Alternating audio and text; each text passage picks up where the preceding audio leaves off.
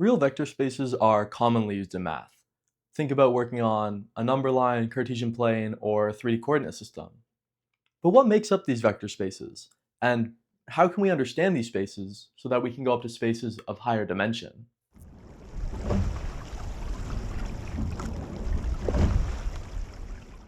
Before we understand vector spaces, we need to understand vectors themselves. A vector is a mathematical object which obeys the rules that if you add a vector to another vector, the result is a vector, and if you multiply a vector by a scalar, the result is still a vector. Arrows in space, ordered lists of numbers, polynomials, functions, matrices, and sequences are all vectors, and they obey the rules we've stated. Though for us, we will stick purely to column vectors, which are ordered lists of numbers with real values, written out like this. Rn hat is the set of all column vectors of dimension n, or all column vectors with n components. When we perform addition on column vectors, we write them side by side and then add each of their elements individually. The first element in the first vector adds to the first element in the second vector, and the second element in the first vector adds to the second element in the second vector, and so on. When we perform scalar multiplication on column vectors, we write out the scalar in front of the vector as we would write out two numbers we were going to multiply. And then we multiply every element in the vector by the scalar. Note, the scalar must be a real number in scalar multiplication, as we're working in a real vector space. Column vectors are typically thought of graphically as an arrow with direction and magnitude. On a plane, you'll see a vector start at the origin and end at a point. When we think of vectors visually, we can see how they follow the rules of vector addition and scalar multiplication. Vector addition can be done by arranging vectors tip to tail and drawing the resultant vector from the origin to the tip of the prior vector. Scalar multiplication can be done by stretching a vector by a scalar. You can see that scaling the vector only affects its length and doesn't rotate it at all. A real vector space is the mathematical structure where vectors operate. We denote vector spaces by the set that holds the vectors and the two operations that act on the space. In this notation, we can denote the vector space of vectors in the set V under vector addition and scalar multiplication. This means that the set is closed under addition and multiplication. So if we take any two vectors in our set, their sum is also in our set. And if we take any vector in our set and multiply it by a real scalar alpha, then that product is also in our set. You may ask, why do we have to specify vector addition and scalar multiplication? Well, the important thing to note is that some vector spaces are acted upon by operations other than vector addition and scalar multiplication. Let's say we're working in the one-dimensional vector space that is built upon the set of real numbers. An example of an unusual set of operations is, instead of taking vector addition where we add two vectors, we could take the dot product between the two vectors. And instead of scalar multiplication where we scale a vector, we could exponentiate a vector by a scalar.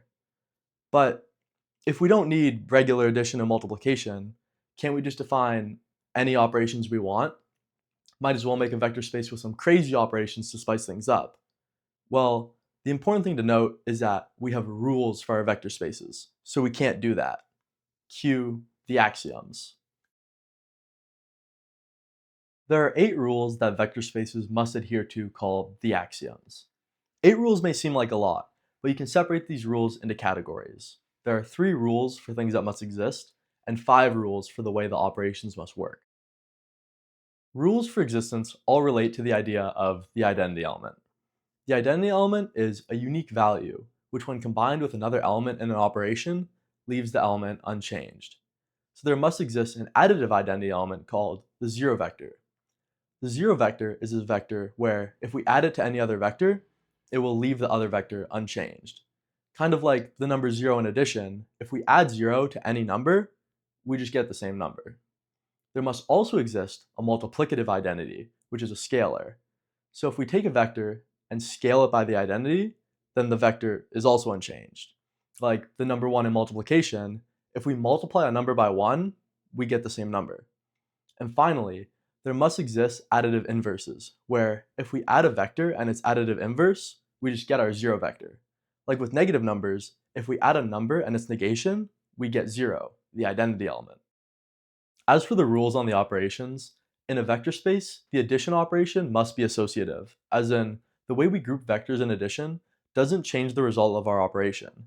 If we add x and y, then at z, we get the same result as if we added y and z to x. The additional operation must also be commutative, as in the order in which we perform addition doesn't change the result. If we get a resultant vector by adding x to y, we get the same resultant vector from adding y to x. In a vector space, the multiplicative operations must be associative like how the addition operation is associative.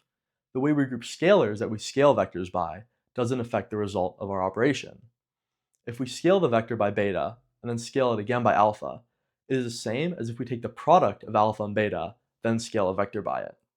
If we scale a vector by 4 and then scale it again by 2, it's the same as just scaling it by 8.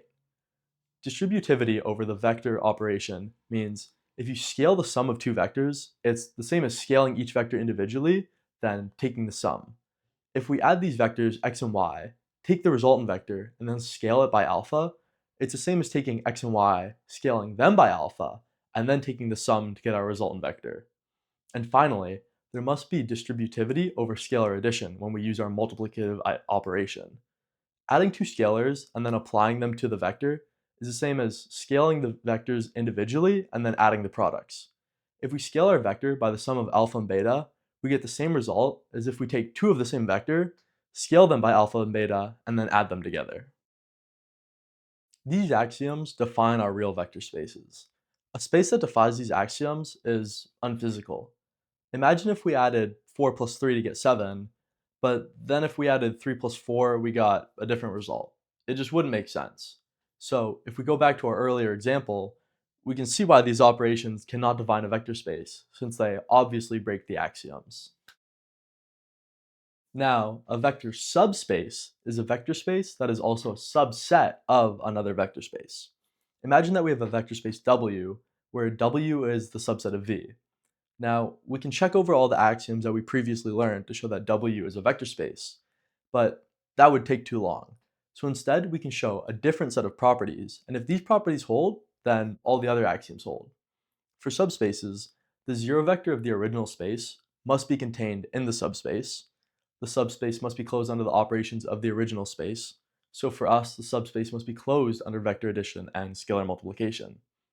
If you were to have a subspace where the operations are different, then obviously you can't use these properties and you'll have to go back and prove all the axioms.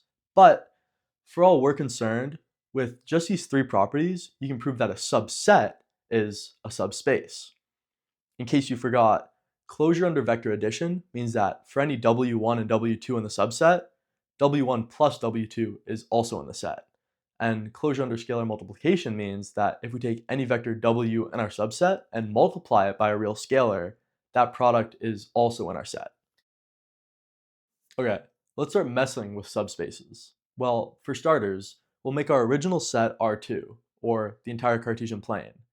As we know, a set is a subset of itself, and in the same manner, a vector space is a subspace of itself. So R2 is a subspace of R2. Now let's take a chunk of R2 and see if that's a subspace. Well, obviously it's a subset since, look at it, it's on our plane, but we should check the properties to see if it's a subspace. Quickly we notice that it doesn't contain the zero vector. So let's quickly move it over the origin so that it can contain the zero vector. Okay, so our first property holds. Now we need to check our second property, closure under addition. Well, if we take two vectors in a set, we can see that adding them together can create a vector that isn't in the set. Okay, well, instead of trying to make a subspace from a chunk of the plane, we can try a line. If we have a line, then adding two vectors on that line will create another vector that's on the line. But if we keep adding vectors, then we'll notice that we can get a vector that goes beyond the line. The way to counteract this is just giving our line infinite length. Therefore, we can keep making larger and larger vectors, and they'll always be on the line. The line goes to the origin, so the zero vector is included, and we've already proved that vector addition, so let's look at scalar multiplication. Well, if we scale a vector, the resultant vector is also on the line, and therefore scalar multiplication is proved. There it is, just like that. Three properties hold, so this line is a real vector subspace of R2. In fact, any line that passes through the origin is a subspace of R2, and you can check all those properties. Okay, now what if we have two lines? Can you tell whether this will be a subspace or not? Unfortunately, two lines that aren't the same line can't be a vector subspace since they wouldn't be closed under vector addition. If we have a vector on the first line and add it to a vector on the second line, the resultant may not be within our subset. Therefore, the property doesn't hold. And since one of the properties doesn't hold, this can't be a subspace. Okay, let's switch up, let's do something else. What's the smallest subspace that you can think of? You might jump at this question and say, oh, the empty set. The empty set is a small subspace since it's empty, it's pretty small. But hold up, don't make guesses. Take a methodical approach. Check the properties. Another question, is the zero vector in the empty set? No, it's not. So the empty set can't be a subspace since a subspace must contain the zero vector.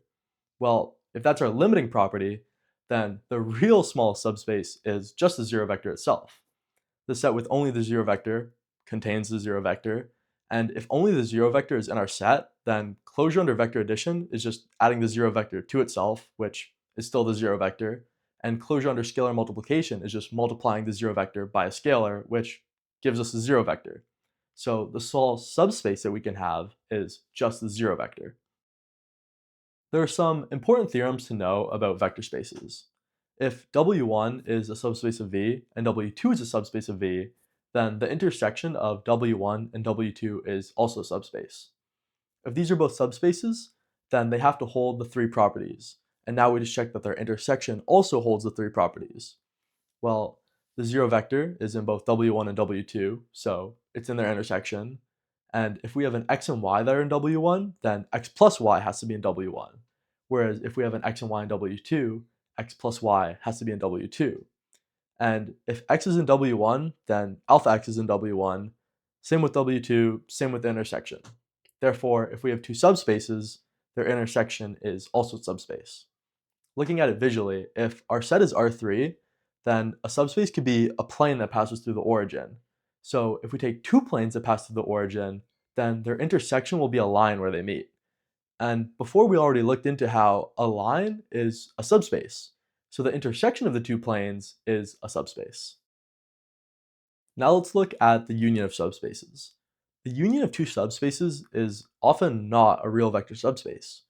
The union is different from the intersection, as when we take the union of subspaces, the result is only ever a subspace if it's equivalent to one of the two original subspaces.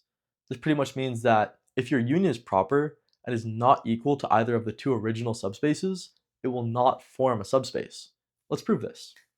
If our union is proper, then there must be a vector A that is in W1 that isn't in W2, and there must be a vector B that is in W2 that isn't in W1, so that the union of W1 and W2 is not equal to either W1 or W2. Then, if we take the sum of A and B, we can prove that that vector is neither in W1 or W2, so it cannot be in the union of W1 and W2, therefore breaking the closure of vector addition and meaning it can't be a vector subspace. We know that A plus B is not in either subspace because we can add the additive inverse of A or B and be left with the other vector, and then show that that vector is not in both subspaces as we've stated in our definition. This takes us back to the idea of having two lines on a plane. The union of the two lines is how we've seen them, and we've proved that this isn't a subspace because it isn't closed under vector addition.